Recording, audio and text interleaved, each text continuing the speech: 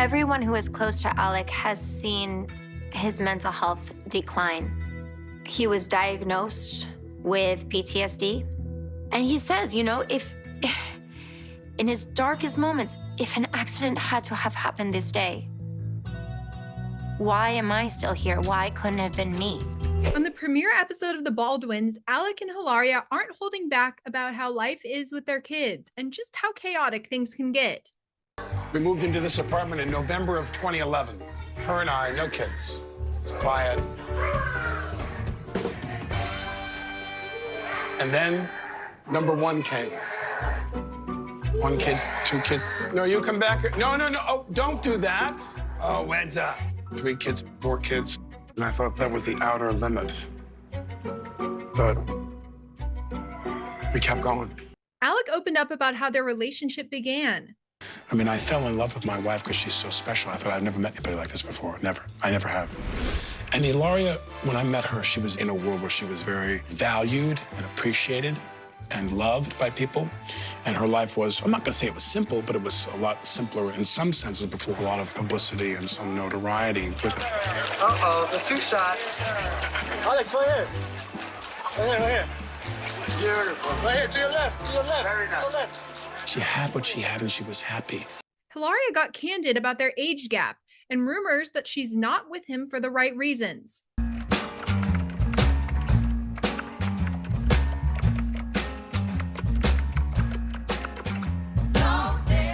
Take a baby from the morning to night. 24 karat and I'm feeling alright. Well, I haven't Googled myself in a very long time, so I don't know what the word on the street is. But I've heard some rumors. There's certain things I can understand of being like, if I looked at a 27-year-old yoga instructor that was dating a 53-year-old rich and famous actor, what would I think? In the episode, they also discussed the Rust shooting, which resulted in the death of cinematographer Helena Hutchins. Watching Alec and his pain, in no way is it meant to compare with Helena's loss, with her son who has no mom. It breaks my heart. They both talked about how they're trying to remain positive for their kids. This past year, it was so hard. It was so hard. It was hard. But the kids, it's tough. No, Lanta. These candles are for Rob to blow. What? You're melting the wax. Oh, it's okay. No, I told you to be careful.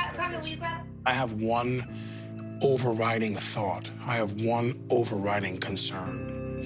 And that is letting 7 children know that I love them. Okay, 1, 2, 3.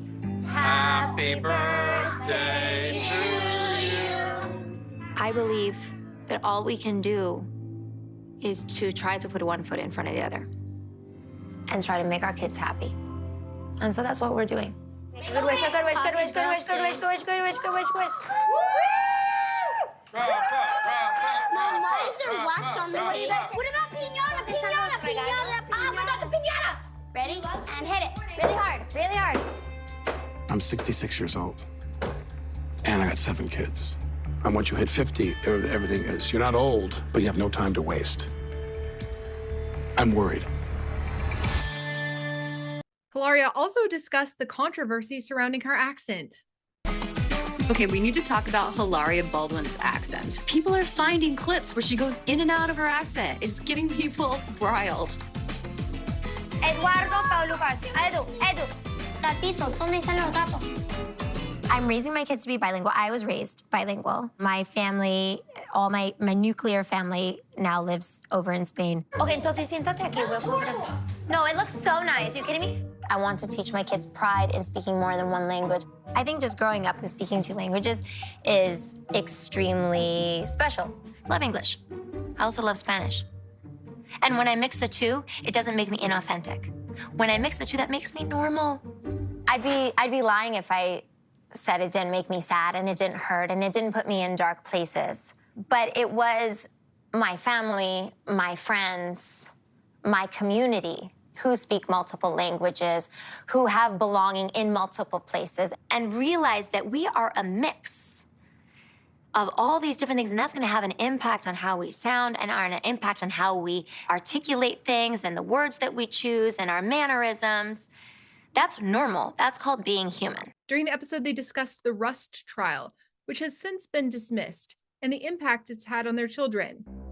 The past 3 years has been a significant chunk of my children's lives. Our older ones were much younger, but have had the awareness because of their age to be able to understand what's going on. The youngest 3 don't know a life without this. We're going through some very stressful things, and we're trying to parent through it. Everything was so different before this happened, and our lives are very, very different. Our children have been forced to recognize that. They've been forced to deal with that with us in their own way. And they've had some really unfortunate realizations about things that are going on. Life will forever be different. Helena lost her life in the most unthinkable tragedy. A son lost his mom.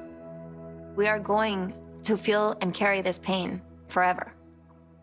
This will be a part of our family story. They also talked about the impacts the Rust tragedy has had on Alec's mental health. This has been just surreal. I mean, I can't even believe that we're going through this. And I always feel more in pain about you than me, because I think to myself, well, you know, I'm going to try my best to just get through it. And I think what it's done to you and how much it's hurt you and everything. This past year was just terrible. There was times I'd lay in bed and I go, wow, I can't get up. That's not like me. I'm not like that at all. Not in any way am I like that. Never. Everyone who is close to Alec has seen his mental health decline. He was diagnosed with PTSD. And he says, you know, if in his darkest moments, if an accident had to have happened this day, why am I still here? Why couldn't it have been me?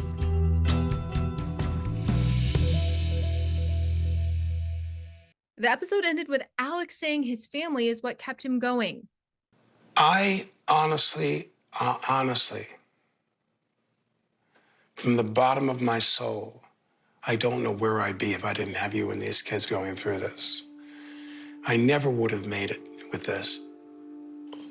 Sometimes I'd say, why did I have 7 kids? Why did we have 7 kids? And I realized to help carry me and you through this situation.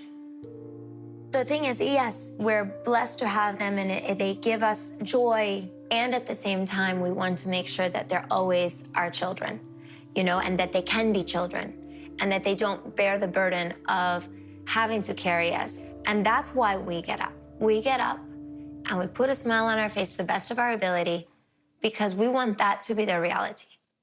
That's why we came out here this summer.